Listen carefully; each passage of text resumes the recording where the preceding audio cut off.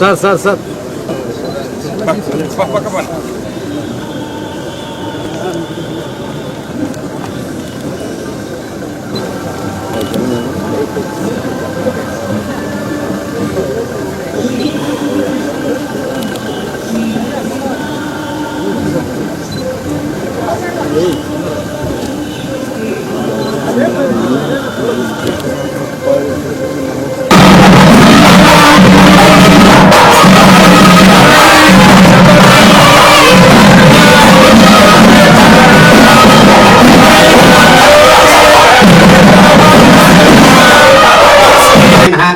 प्रीत्यर्थं श्रीमान श्रीमतः गोत्रोद्भवस्य कलगड़ गोत्रोद्भवस्य रामनाथ रेड्डी नामधेयस्य धनुपत्नी श्री शम्मनाम्याः यजमान्योः सुपुत्रकस्य सुभकर रेड्डी नामधेयस्य धनुपत्नी श्वेता नाम्याः तस्या सह यजमानस्य तांड्रपाल गोत्रोद्भवस्य श्रीनिवास रेड्डी नामधेयस्य जमाय नमः ओम महादं श्रायनाय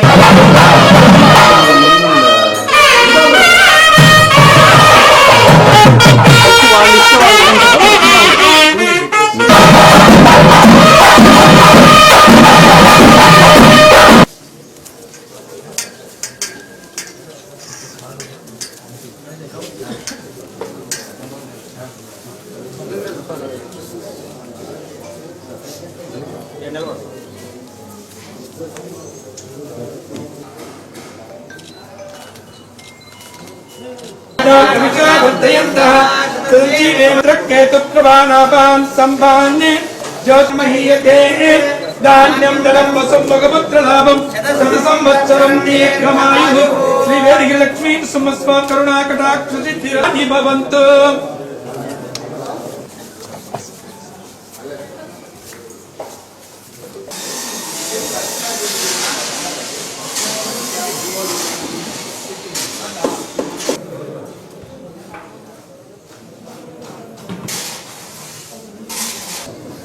తీసుకొస్తారు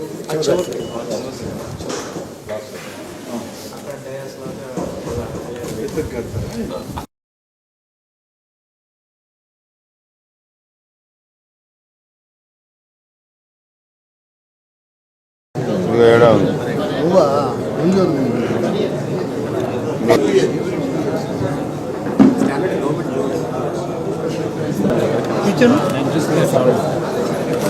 దీనికి వస్తుందా కిచెన్ వేరే కిచెన్ ఈ పార్ట్లో ఉంది కదా మెకనైజ్డ్ కిచెనే మన తిరుమల కూడా అదే చేస్తారు.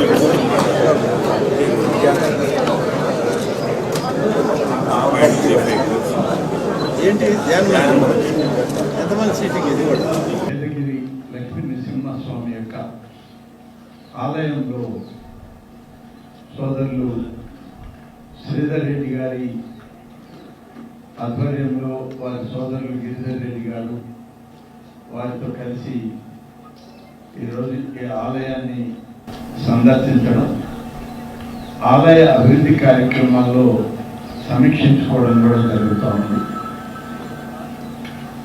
వేదగిరి లక్ష్మీ నరసింహస్వామి అంటే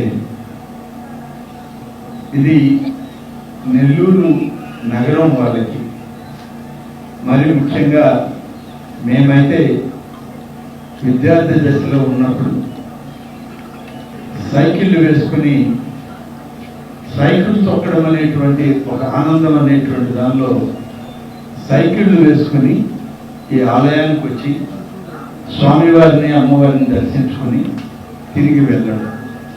ఆదివారం అనేటువంటిది వస్తే అనేక మంది స్నేహితులతో కలిసి అనేక మంది వచ్చేవారు. ఇప్పుడు సైకిళ్ళు పోయి మోటార్ బైక్లు, కార్లు వచ్చాయి. రావడం అయితే అదే విధంగా రావడం జరుగుతుంది. చాలా ఒక విషయం ఏంటంటే వేదగిరి లక్ష్మీ నరసింహస్వామి పెన్నా నదికి ఇటువైపు ఉంటే పెన్నా నదికి అటువైపున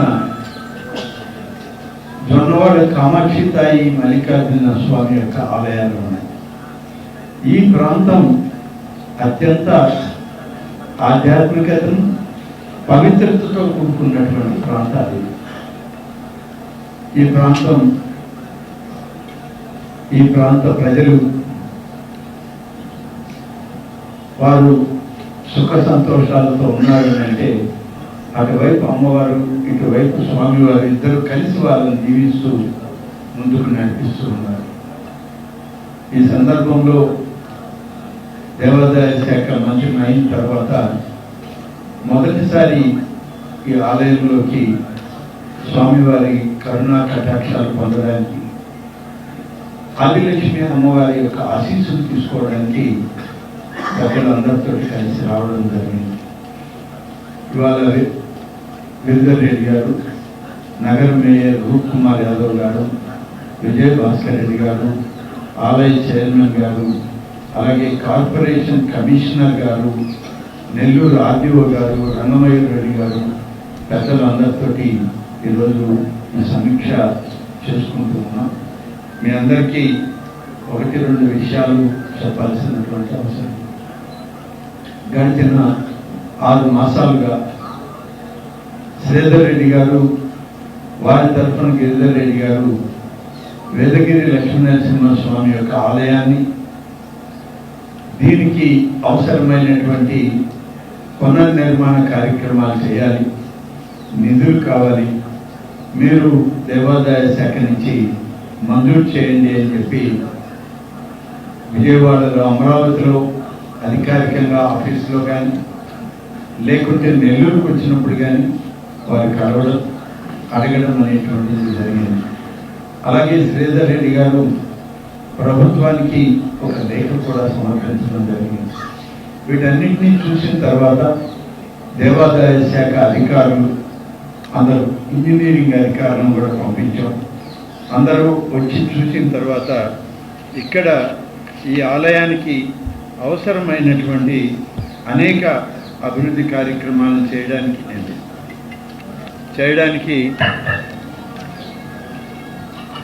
అంచనాలు తయారు చేసుకున్నాం. దాదాపు 7 కార్యక్రమాలు చేయాలి. 7 కార్యక్రమాలు కూడా ఆలయ ప్రాంగణంలో ఉన్న శ్రీ ప్రసన్న లక్ష్మీ అమ్మవారి సమేత గోవిందరాజ స్వామి దేవస్థానం పునర్నిర్మాణానికి 2,40,00,000 రూపాయలు అవసరం అవుతుందని చెప్పి అంచనాలు వేశారు. ఆలయ ప్రాంగణంలో ధ్యాన మందిర నిర్మాణం 1,35,00,000 రూపాయలు అవసరం అవుతుందని చెప్పి అంచనాలు వేయడం, ఆలయ ప్రాంగణంలోని పురాణ కాలక్షేప మండప నిర్మాణానికి 1,00,00,000 రూపాయలు అవసరం అవుతుందని చెప్పి, అలాగే వాహన పార్కింగ్ నిర్మాణానికి 57,00,000 రూపాయలు, ఆలయ ప్రాంగణంలోని కోనేరు దగ్గర అక్కడ ఉన్నటువంటి మరుగుదొడ్లు, స్నానపు గదులు, వచ్చేటువంటి పోయేటువంటి భక్తులకి అన్ని సౌకర్యాలతో 36,00,000 రూపాయలతో ఏర్పాటు చేయడానికి, 7 కోనేరుల దగ్గర మరుగుదొడ్లు, స్నానపు గదుల నిర్మాణానికి మరొక 36,00,000 రూపాయలు, ఆలయ ప్రాంగణంలో అన్నదాన భవన నిర్మాణానికి 2,70,00,000 రూపాయలు, మొత్తం మీద 8,74,00,000 రూపాయలు కావాలని ప్రతిపాదించడం జరిగింది. చాలా దీని మీద విశ్లేషించుకున్నాం. మా సీనియర్ అధికారులు, అడిషనల్ కమిషనర్, అలాగే కమిషనర్ ఎన్విరాన్మెంట్స్, చీఫ్ ఇంజనీర్లు, ప్రిన్సిపల్ సెక్రటరీ ఎన్విరాన్మెంట్ డిపార్ట్మెంట్ అందరితో కూడా సమీక్షించుకున్న తర్వాత ఈ మొత్తాన్ని మంజూరు చేయాలని చెప్పి ఒక నిర్ణయం తీసుకుని ఇవాళ మంజూరు పత్రాన్ని తీసుకుని ఈ ఆలయానికి రావడం జరిగింది. 8,74,00,000 రూపాయలతో ఈ యొక్క ఆలయానికి మంజూరు ఇచ్చాం. ఈ నిధులు మొత్తం దేవాదాయ శాఖ నుంచి విడుదల చేస్తాం. వీటన్నింటినీ కూడా ఈరోజు ఈ జీవో ద్వారా ప్రభుత్వం నిధులు ఇస్తుంది. దీన్ని చైర్మన్ గారికి, గిరిధర్ రెడ్డి గారి ద్వారా వారికి అందజేయడం జరుగుతుంది. ఈ కార్యక్రమం త్వరలోనే మొదలు పెట్టాం. ఒక మంచి ముహూర్తం చూసి దీనిలో కొన్ని ప్రాధాన్యత కలిగినటువంటివి, కొన్ని సెకండ్ ఫేజ్లో తీసుకునేటువంటివి ఉన్నాయి. ప్రాధాన్యత కలిగినటువంటి ఆలయాలు కానీ, వీటన్నిటినీ మొదటి విడతగా పిలుస్తాం. రెండో విడతలో ఒక 6 మాసాల్లోనే రెండో విడత పనులు కూడా ప్రారంభించి మొత్తం మీద 1.5 సంవత్సరంలో ఈ పనులన్నీ కూడా పూర్తి చేసి ఆలయానికి, పాలక వర్గానికి, వచ్చేటువంటి సామాన్య భక్తులకి ఈ ప్రభుత్వానికి ఒక ప్రాధాన్యత ఉంది. దేవాదాయ శాఖలో మా ప్రాధాన్యత గౌరవ ముఖ్యమంత్రి గారు ఇచ్చే సూచన, సామాన్య భక్తులు ప్రథమ ప్రాధాన్యత ఉండాలి. ఆలయాల్లో 85% సామాన్య మధ్యతరగతి కుటుంబాల భక్తులకి ఆలయాల్లో ప్రాధాన్యత ఉంటుంది. దర్శనాల విషయంలో కానీ, ప్రసాద వితరణ విషయంలో కానీ, పూజా కైంకర్యాల విషయంలో కానీ సామాన్యులకి పెద్దపీట వేసేటువంటి ప్రభుత్వంగా ఇవాళ కూటమి నాయకత్వంలో ఏర్పాట్లు చేయడం జరుగుతుంది. వీటన్నిటితో పాటు మరొక కొన్ని విషయాలు మీ ముందు పెట్టారు. ఈ దేవాలయానికి సంబంధించి దాదాపుగా 1170 ఎకరాల భూమి ఉంది. స్థిరాస్తి కింద మునిముడి గ్రామంలో కానీ, దేవరపాలెం గ్రామంలో కానీ ఈ 1176 ఎకరాల భూమిలో ఇప్పుడు కొంత భూమిని, అంటే సోలార్ పవర్ ప్రాజెక్ట్ కోసం కొంత భూమి మున్సిపల్ కార్పొరేషన్, ఇటీవల పురపాలక శాఖ మంత్రిగా నారాయణ గారు, నేను, మా మేయర్ గారు రూప్ కుమార్ యాదవ్ గారు, గిరిధర్ రెడ్డి గారు, మేమందరం కొన్ని ఈ ఆలయం గురించి సమీక్ష చేసేటప్పుడు సోలార్ ప్రాజెక్టులు ఏర్పాటు చేయాలి నెల్లూరు నగరానికి. సోలార్ విద్యుత్ ద్వారా కొంత ఆర్థికంగా నగర ఆర్థిక పరిస్థితిని మెరుగుపరుచుకోవాలి, ఆ విద్యుత్తుని మేము సరఫరా చేసుకోవాలని చెప్పి మేయర్ గారు కోరితే దగ్గరలో 100 ఎకరాలు కావాలి అని అడిగారు. అప్పుడే ఇది చర్చకు వచ్చింది. నెల్లూరు నగరానికి 100 ఎకరాల భూమి ఒకే ప్రాంతంలో దొరకడం అనేది ఇవాళ అసాధ్యం. ఒక 10 సంవత్సరాల క్రితం అయితే దొరికేది, కానీ ఇవాళ లేదు. 10 సెంట్ల భూమి ఒక బిట్గా కావాలన్నా దొరకని పరిస్థితి ఇవాళ.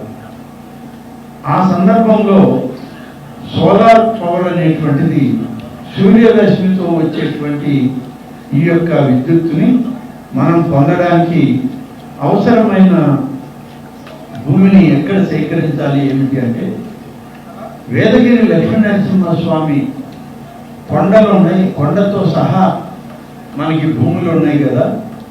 సోలార్ పవర్ని తీసుకోవడానికి కొండలపైన అయినా సరే సోలార్ పవర్ ప్రాజెక్ట్ పెట్టొచ్చేమో, అధ్యయనం చేయండి అని చెప్పి నేను మన మేయర్ గారు కూడా సూచించాం. మన మినిస్టర్ నారాయణ గారు కూడా వారు సలహా ఇచ్చారు. తర్వాత కమిషనర్ గారు, వాళ్ళ కార్పొరేషన్ ఎస్సీ గారు, అందరూ దీనికి సంబంధించినటువంటి టెక్నికల్ ఎక్స్పర్ట్స్ తోటి, సాంకేతిక నిపుణులతో మాట్లాడితే దానికి ఈ భూమి సరిపోతుంది అని చెప్పి వాళ్ళు చెప్పడం జరిగింది.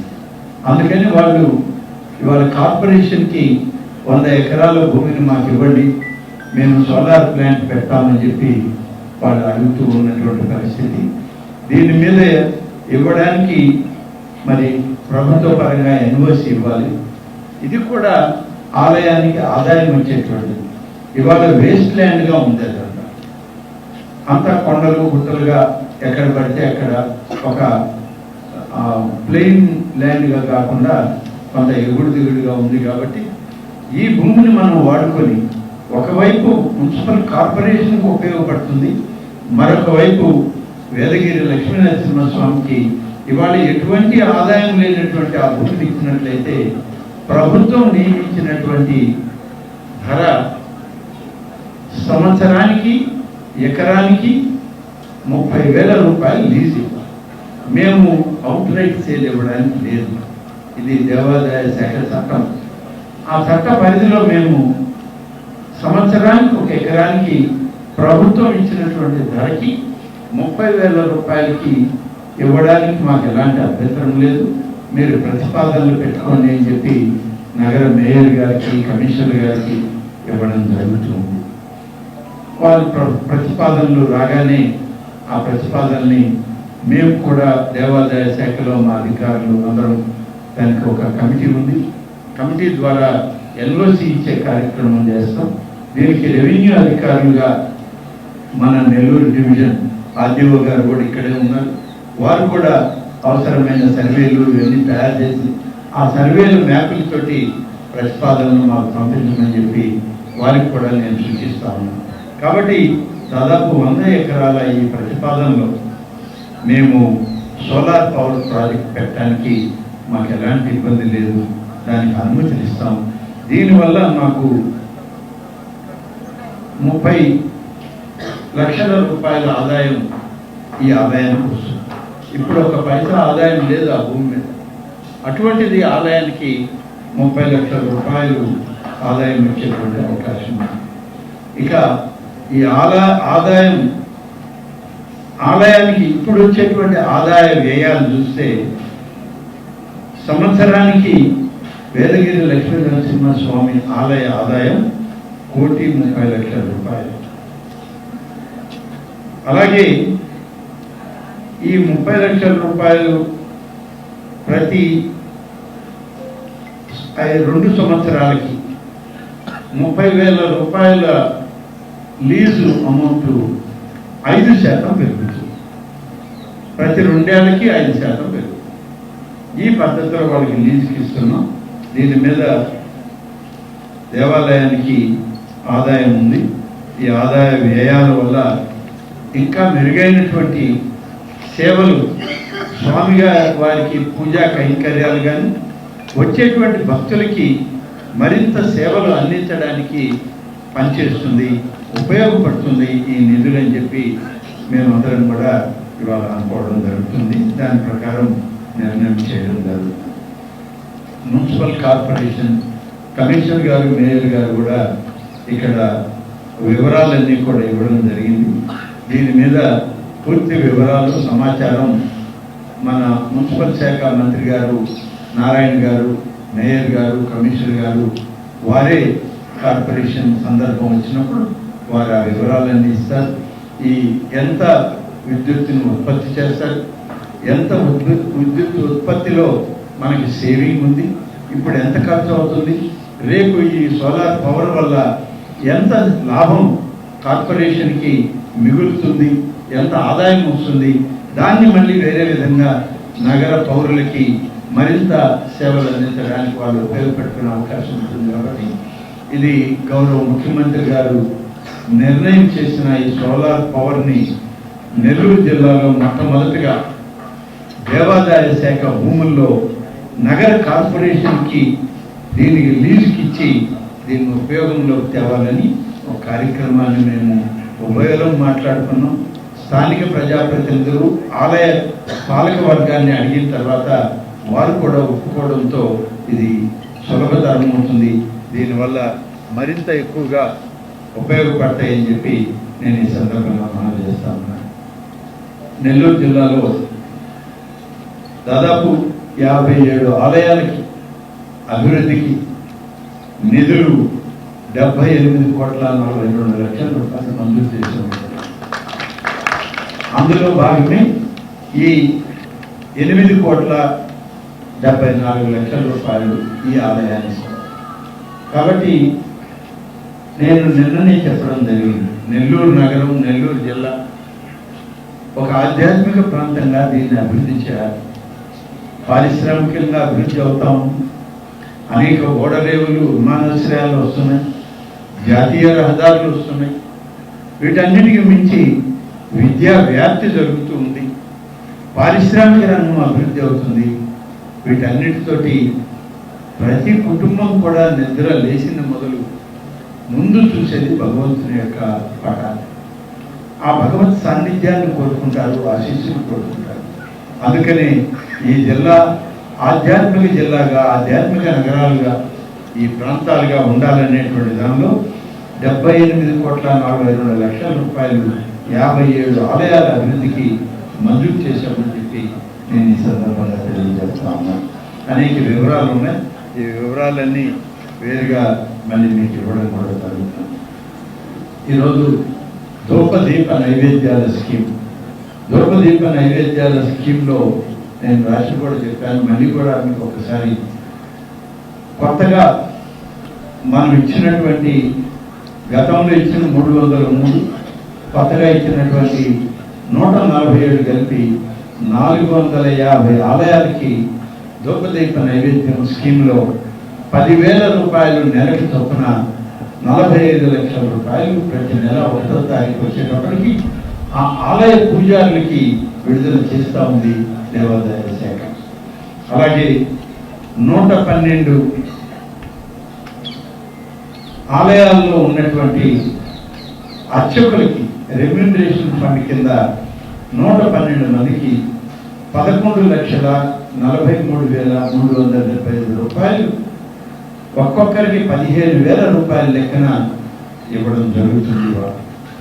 దీనితో పాటు వేదం విద్యను అభ్యసించి వేద పండితులుగా సర్టిఫికేట్లు తీసుకున్న వాళ్ళు నెల్లూరు జిల్లాలో 31 మంది ఉన్నారు. మొత్తం రాష్ట్రం మీద 599 మంది ఉన్నారు. ఇవాళ వేదం అనేటువంటిది ఆగమ శాస్త్రంలో సనాతన ఆచారాలకి ధర్మాలకి ఈ యొక్క వేదం అనేటువంటిది అత్యంత ప్రాధాన్యతతో కూడుకున్నటువంటి విద్య. ఇవాళ సమాజంలో వేదం చదివిన దానివల్ల, వేదము దానిలో పట్టా పొందిన దానివల్ల మాకు వచ్చే లాభం ఏంటి అనే పరిస్థితి వచ్చింది. ప్రతి ఒక్కరూ వాళ్ళ యొక్క కుటుంబ పోషణ లేకుంటే ఇతర విద్య అర్హతలు వీటన్నిటితోటి వేదం పట్ల నిర్లక్ష్యం వస్తుంది. అందుకని ఇవాళ వేద పఠనం, వేద అధ్యయనం, వేద పండితులు లేకపోతే మనం ఎంత శ్రమపడ్డా, ఎన్ని వందల కోట్లు ఖర్చు పెట్టినా ఆలయాల్లో ఆ ప్రాశస్త్యం రాదు, ఆ యొక్క పవిత్రత.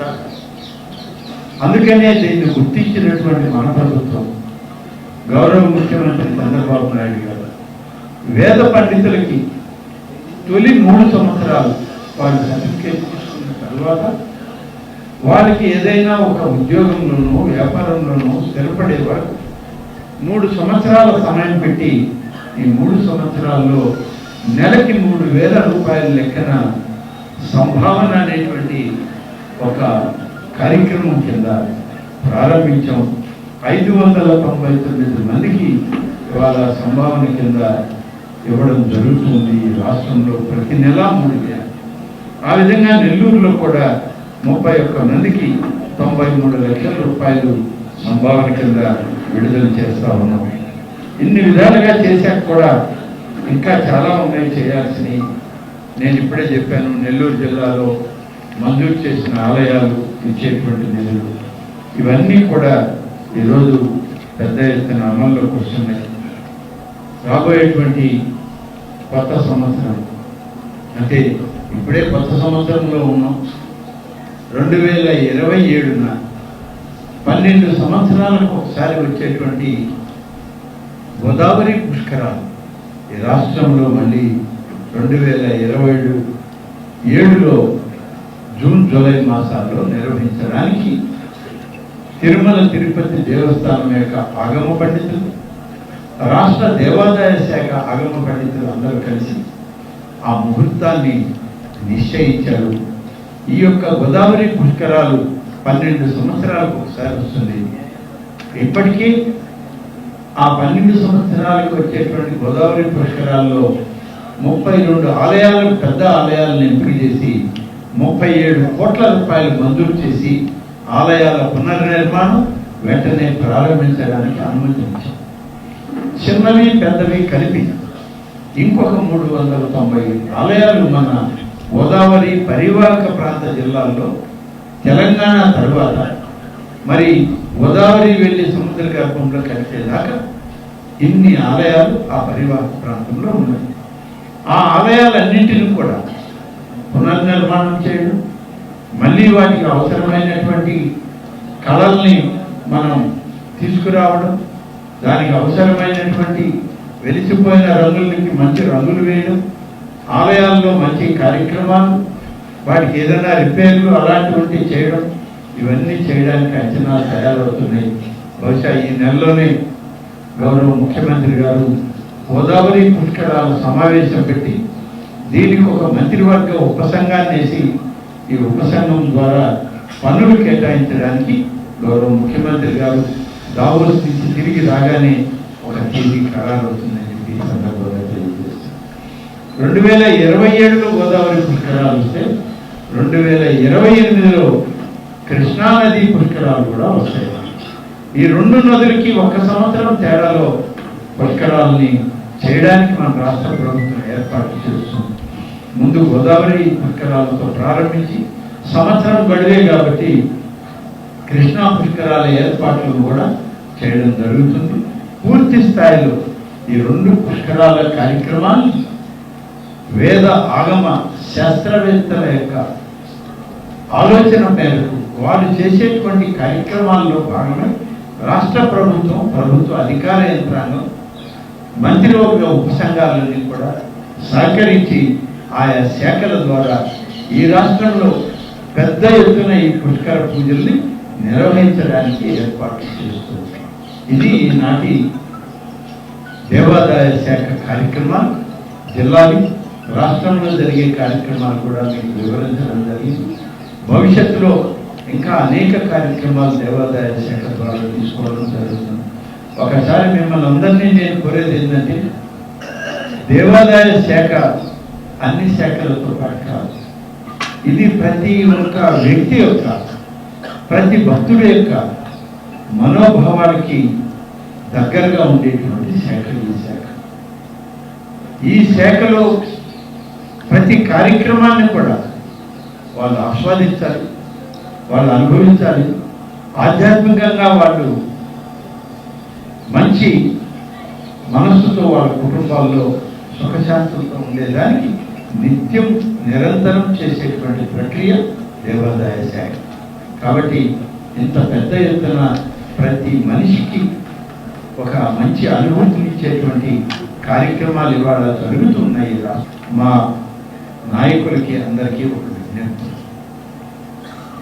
ఈ సంవత్సరం తిరుమల తిరుపతి దేవస్థానం వారు ఇచ్చేటువంటి నిధులతో రాష్ట్ర దేవాదాయ శాఖ ఆధ్వర్యంలో 5,000 ఆలయాలను నిర్మాణం చేయాలి అనేటువంటిది ఇవాళ మా ప్రభుత్వం యొక్క సంకల్పం.